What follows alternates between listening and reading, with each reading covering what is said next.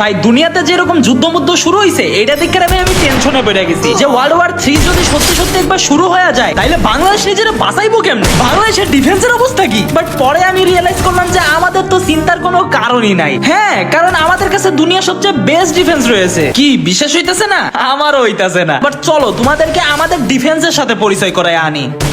Introducing আমাদের hypersonic ballistic missile. এই মিসাইলটি প্রায় 15,000 থেকে 18,000 কিলোমিটার পার আওয়ার গতিতে এত জোরে শত্রুপক্ষের দিকে এগিয়ে যাইবো যে মনে হবে যে হেরে কোনো কুত্তা তাড়া করছে। এন্ড আমাদের লং রেঞ্জ ব্যালাস্টিক মিসাইল, যদিও এর গতি তুলনামূলক একটু কম, বাট এর রেঞ্জ এতটাই বেশি যে শত্রু যদি 2000 কিলোমিটার কেউ কোনো গর্তের মধ্যে লুকায়া থাকে তাও এই মাঙ্গের নাতি মিসাইল তার গর্তের মধ্যে ঢুকা তার নিতম্বের উপরে গিয়া পড়বো। শুধু তাই না, আমাদের রয়েছে অত্যাধুনিক রাডার সিস্টেম যেটা কিনা একসাথে 300 টার্গেট ডিটেক্ট করতে পারে। এয়ারপ্লেন, ড্রোন, মিসাইল, ইভেন তোমার এক্সও ডিটেক্ট করতে পারবো। And last but not least আমাদের অত্যাধুনিক প্রযুক্তির মিনি পারমাণবিক বোম। এইটা তুমি যেই দেশেই ফেলাও না কেন ওই দেশে রোজা আর কুরবানির ঈদ একসাথে পালন হবে। এন্ড শুধু তাই না, আমাদের দেশে রয়েছে Free Fire and PUBG player যাদের রয়েছে 7 থেকে 8 বছরের ব্যাটেল এক্সপিরিয়েন্স। এদের সামনে কোনো এনিমি আইলে এরা এনিমিরে ওয়ান ট্যাপার হেডশট মাইরাই দেশ থেকে বিদায় করে দিব।